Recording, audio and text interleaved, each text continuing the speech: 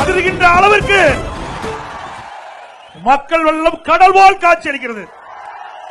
உங்களுடைய ஆரவாரம் எழுச்சி அடுத்த ஆண்டு நடைபெற்ற சட்டமன்ற பொதுத் தேர்தலில் அனைத்து இந்திய அண்ணா திராவிட முன்னேற்ற கழக தலைமையிலே அமைக்கப்பட்ட கூட்டணியுடைய வேட்பாளர் வெற்றி பெற்று விட்டார்.